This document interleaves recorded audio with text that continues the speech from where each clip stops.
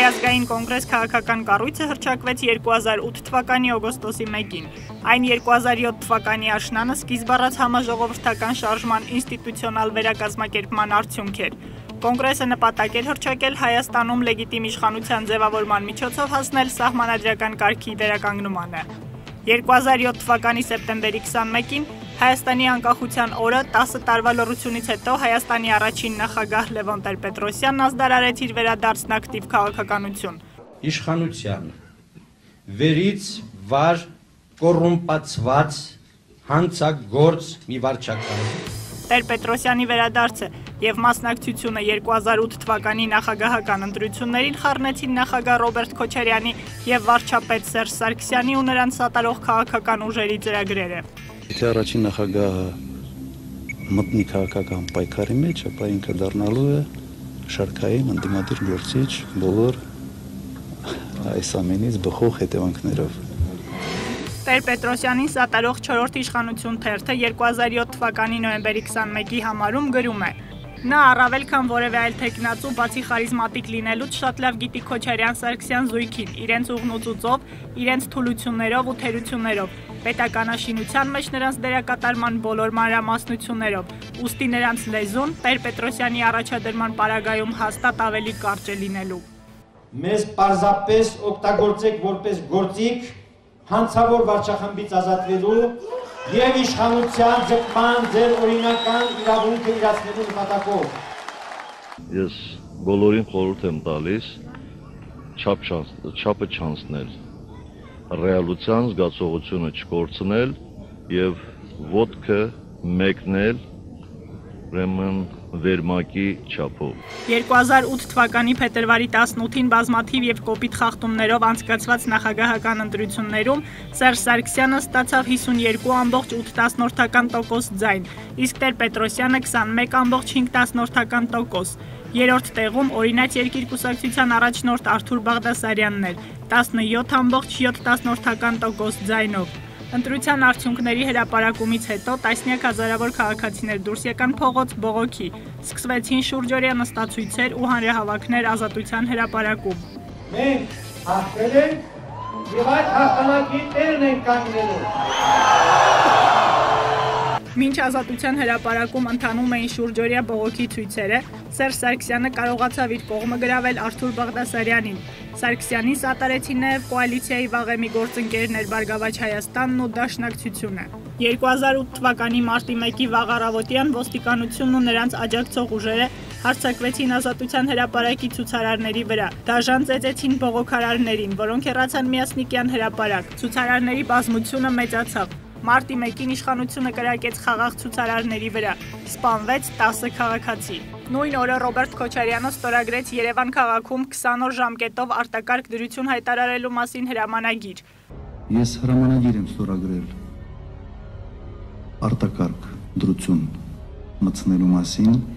Արտակարգ դրության իրավական ռեժիմի ապահովումը վերապահվեց ոստիկանությանն ու պաշտպանության նախարարությանը։ 2008 թվականի մարտի 21-ից արտակարգ դրության վերացումից հետո համաժողովրդական շարժումը վերսկսեց հրապարակային զանգվածային միջոցառումները եւ ազատության հրապարակի շրջափակված լինելու հանգամանքով պայմանավորված քաղաքական միջոցառումները անցկացվում էին Հյուսիսային Պողոտայում եւ այլ վայրերում։ 2008-2009 թվականներին ձերբակալվեցին մի քանի տասնյակ քաղաքացիներ։ Ընդհանուր առմամբ մարտմեկյան իրադարձություններից հետո ավելի քան 100 ընդդիմադիր կալանավորվեց։ Նրանց տարբեր մեղադրանքներ առաջադրվեցին։ Մարդու իրավունքների պաշտպանի գրասենյակը, որն այդ ժամանակ ղեկավարում էր Արմեն Հարությունյանը, հայտարարեց, որ նրանց հիմնական մասը մեղադրվել է կեղծ մեղադրանքների հիման վրա եւ դատապարտվել քաղաքականացված դատավարությունների արդյունքում։ Հայաստանի ներքաղաքական ճգնաժամը նաև միջազգային արտահայտություն գտավ։ Եվրոպայի խորհրդի խորհրդարանական վեհաժողովը 2008 թվականին Հայաստանի ներքաղաքական իրավիճակի վերաբերյալ 4 բանաձև ընդունեց, որոնցում որպես կարևորագույն բացթողում անդրադարձ էր կատարվում մարտմեկյան գործով ազատազրկվածներին։ 2008 թվականի ապրիլի 17-ի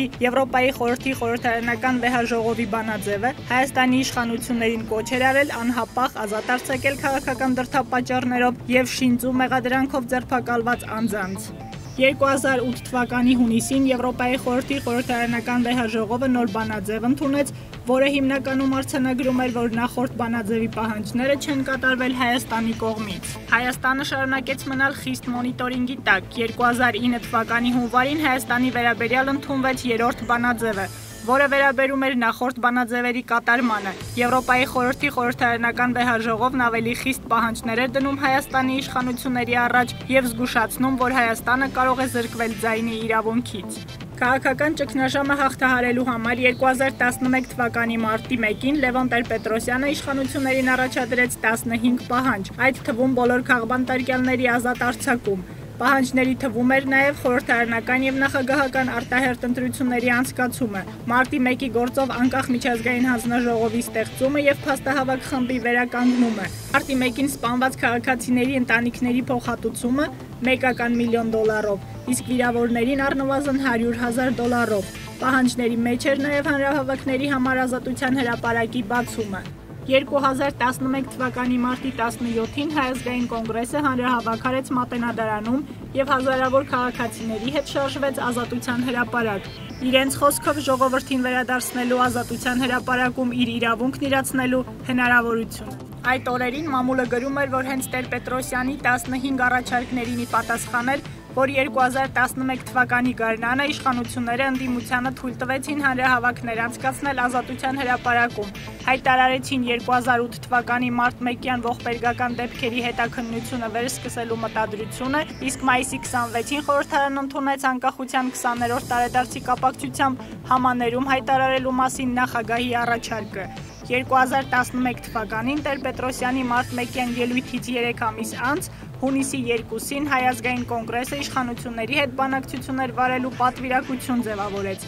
եւ հայտարարեց երկխոսության իր օրակարգի մասին, որն էր երկրում արտահերթ խորհրդարանական եւ նախագահական ընտրությունների անցկացումը։ Իշխանությունները իրենց հերթին հայտարարեցին, որ մտադիր են ընդդիմության հետ քննարկել երկրի առջև ծառացած կարևորագույն խնդիրները, սակայն արտահերթ ընտրությունների համար օբյեկտիվ պատճառներ չեն տեսնում։ Ամիսներ ձգված երկխոսությունն ընդհատվեց 2011 թվականի աշնանը։ Սեպտեմբերի 30-ին Տեր-Պետրոսյանը ազատության հրապարակում հավաքվածներին առաջարկեց շուրջօրյա հանրահավաքներ սկսել, որը տևեց 1 շաբաթ եւ ավարտվեց հոկտեմբերի 8-ին 18 կետից բաղկացած բանաձևի ընդունմամբ։ Հայ ազգային կոնգրեսի գլխավոր կարգախոսը դարձավ Սերժ Սարգսյանի հրաժարականի պահանջը։ 2011 թվականի նոյեմբերի 25-ին Տեր-Պետրոսյանը ծրագրային ելույթ ունեցավ ազատության հրապարակում եւ այն կոչեց քաղաքագիտական վերլուծություն։ Նա ակնարկում էր Հայ ազգային կոնգրեսի եւ Բարգավաճ Հայաստան կուսակցության համագործակցության մասին,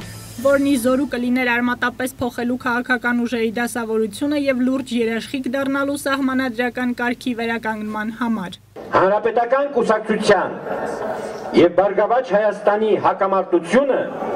արդեն կայացած փաստ է։ Տեր-Պետրոսյանի քաղաքագիտական վերլուծությունը տարաձայնություններ առաջացրեց ՀԱԿ-ի ներսում։ Կոնգրեսից հեռացան Դավիթ Շահնազարյանը, Արամ Զավենի-Սարգսյանը, Հովհաննես Հովհաննիսյանը, Սասուն Միքայելյանը, Պետրոս Մակեյանը։ Հետագայում Հայ ազգային կոնգրեսից հեռանում է նաև Նիկոլ Փաշինյանը։ Ավելի վաղ կոնգրեսին անդամակցությունը դադարեցրել էին Ալեքսանդր Արզումանյանը, Արարատ Զուրաբյանը եւ Խաչատուր Քոքոբելյանը։ 2012 թվականին Հայ ազգային կոնգրեսը մասնակցում է խորհրդարանական ընտրություններին եւ ստանում 7 մանդատ։ Ակնկալվում էր, որ Բարգավաճ Հայաստանը, որին սատարում էր Հայ ազգային կոնգրեսը, նախագահական ընտրություններում կառաջադրի իր թեկնածուին։ Շրջանառվում էին Բարգավաճ Հայաստան կուսակցության ղեկավար Գագիկ Ծառուկյանի եւ նախկին արտգործնախարար Վարդան Օսկանյանի անունները։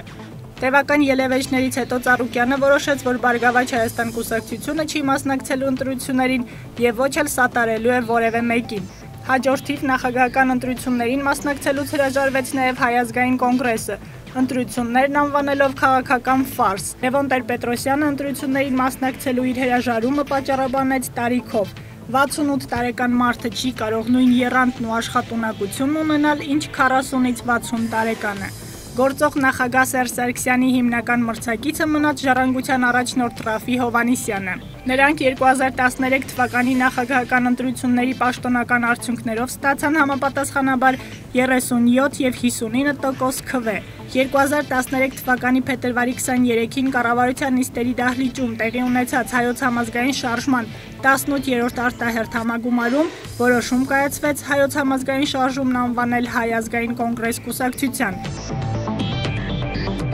Վանո Սիրադեղյանի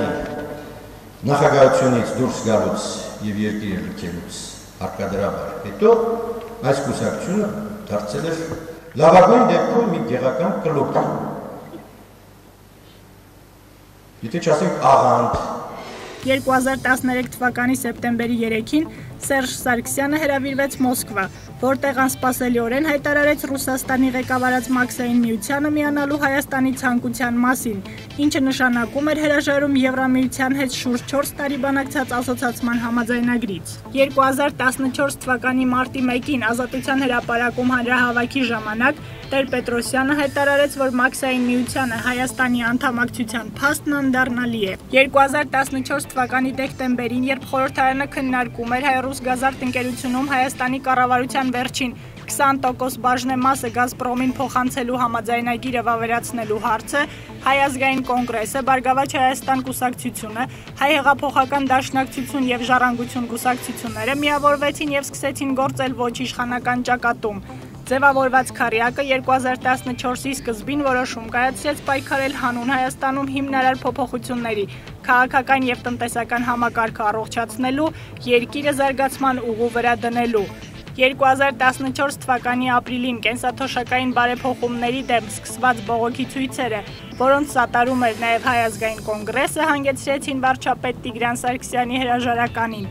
Հրաժարականից օրեր անց Լևոն Տեր-Պետրոսյանը, Գագիկ Ծառուկյանը եւ Ռաֆի Հովհաննիսյանը հանդիպեցին քննարկելու երկրում ստեղծված նոր քաղաքական իրավիճակում համատեղ քաղաքական օրակարգի եւ գործողությունների ծրագրերի ձևավորման հարցը։ 2014 թվականի հունիսի 10-ին քառյակը իշխանություններին ներկայացրեց 12 կետից բաղկացած պահանջներ, ակնկալելով, որ դրանք պետք է կատարվեն մինչև 2014 թվականի սեպտեմբերի վերջը։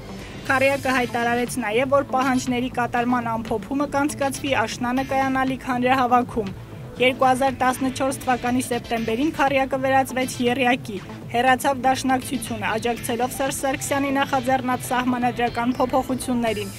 Հայ ազգային կոնգրեսի, Բարգավաճ Հայաստան կուսակցության եւ Ժառանգության եռյակը 2014 թվականի սեպտեմբերից սկսեց մարզային հանդիպում հանրահավաքների արշավը։ Եռյակը հոկտեմբերի 10-ին եւ 24-ին Ազատության հրապարակում համապետական հանրահավաք հրավիրեց, որտեղ խոսեց իշխանափոխություն իրականացնելու իր հաստատակամության մասին։ 2015 թվականի փետրվարի 12-ին Սերժ Սարգսյանը Հայաստանի Հանրապետական կուսակցության խորհրդի նիստ հրավիրեց եւ սպառնաց Գագիկ Ծառուկյանի դեմ վարչական եւ քրեական լծակներ կիրառել։ Ծառուկյանը կոշտ արձագանքեց Սերժ Սարգսյանին եւ փետրվարի 13-ին կոչ արեց համազգային մոբիլիզացիայի ճանապարհով Հայաստանն ազատել Չարիքի իշխանությունից։ Լարված այս օրերին փետրվարի 17-ին Ծառուկյանի գործընկեր Լևոն Տեր-Պետրոսյանը որոշեց նամակ հղել Սերժ Սարգսյանին, առաջարկելով հանդիպել եւ քննարկել ցեղասպանության 100-րդ տարելիցի հարցը միջազգային ասպարեզում հավուր պատշաճի ներկայացնելու խնդիրը։ Տեր-Պետրոսյանը նամակում ցավ էր հայտնում, որ Ծառուկյանի, Բարգավաճ Հայաստան կուսակցության եւ ընդհանրապես ընդդիմության դեմ սանձազերծած քաղաքական հաշվեհարդարի ու վայրագ բռնությունների պայմաններում բացառապես ազգի շահերից բխող իր մտահաղացումը հնարավոր չէ կյանքի կոչել։ Նամակում Տեր-Պետրոսյանը նշում է նաև, որ հնարավոր է Սերժ Սարգսյանին այսպիսի անակնկալ մատուցի նաև Ղարաբաղյան կարգավորման խնդրում բարդություններ առաջանալու դեպքում, երբ վտանգվում է իմ ազգի եւ պետության ապագան, ես ձեռքերս ծալած չեմ կարող նստել եւ ցանկացած դուռ կբախեմ։ Իր խոսքն ավարտում է Տեր-Պետրոսյանը։ Ներքաղաքական ճգնաժամն ավարտվում է Ծառուկյանի քաղաքական դաշտից հեռանալով, եռյակը դադարում է գոյություն ունենալ։ 2015 թվականի մարտի 1-ի Հայ ազգային կոնգրեսի հրավիրած հանրահավաքին Լևոն Զուրաբյանը խոսում է փետրվարի 20-ին չկայացած հանրահավաքի, Բարգավաճ Հայաստան կուսակցության դեմ ձեռնարկված հետապնդումների եւ ընդդիմության համախմբման մասին։ 2015 թվականի հոկտեմբերի 17-ին Հայ ազգային կոնգրեսի վարչության նիստում որոշում է կայացվում Հայաստանի ժողովրդական կուսակցության հետ ձեռք բերված քաղաքական պայմանավորվածությունների հիման վրա ձևավորել ոչի համատեղ շտաբ։ Ոչի շտաբի նպատակն էր կանխել սահմանադրական հանրաքվեի անցկացումը համաժողովրդական ընդվզման միջոցով։ 2015 թվականի համատարած ընտրախախտումներով անցկացված սահմանադրական հանրաքվեի արդյունքում ընդունվում է նոր սահմանադրություն, որով անցում է կատարվում խորհրդարանական կառավարման համակարգի։ 2016 թվականի ապրիլյան պատերազմից հետո ապրիլի 11-ին Տեր-Պետրոսյանի նախաձեռնությամբ իր տանը տեղի ունեցավ հանդիպում Սերժ Սարգսյանի հետ։ Իր հարցազրույցում Տեր-Պետրոսյանը որոշ մանրամասներ ներկայացրեց հանդիպման մասին եւ ասաց, որ անհրաժեշտ է այս փուլում ժամանակավորապես սառեցնել ներքին տարաձայնությունները։ Հիմա սխալների ու բաց թողումների համար իշխանություններին մեղադրելու եւ նրանցից հաշիվ պահանջելու ժամանակը չէ։ Պատերազմը շուտով ռազմի դաշտից տեղափոխվելու է դիվանագիտության կամ դժվարագույն բանակցությունների ճակատ։ Պաշտոնի բերումով այդ պատերազմի հրամանատարները մեր կողմից լինելու են Սերժ Սարգսյանն ու Բակո Սահակյանը։ Բանակցությունների սեղանի շուրջ Սերժ Սարգսյանը պետք է իրեն ուժեղ զգա, ունենալով իր ժողովրդի աջակցությունը, ասում է Լևոն Տեր-Պետրոսյանը։ Ի տարբերություն 2013 թվականի նախագահական ընտրություններին, 2017 թվականի խորհրդարանական ընտրություններին Լևոն Տեր-Պետրոսյանի ղեկավարած կառույցը ներկայացնում է մասնակցության հայտ։ 2016 թվականի դեկտեմբերի 17-ին Հայազգային կոնգրեսի համագումարում Տեր-Պետրոսյանը հանդես է գալիս ծավալույն ելույթով, շեշտադրելով Ղարաբաղյան հակամարտության կարգավորման անհրաժեշտությունը։ 2017 թվականի փետրվարի 6-ին Հայազգային կոնգրեսը հայտարարեց, որ խորհրդարանական ընտրություններին մասնակցելու է Ստեփան Դեմիրճյանի ղեկավարած Հայաստանի ժողովրդական կուսակցության հետ դաշինքով՝ խաղաղություն, հաշտություն, բարիդրացիություն կարգախոսով։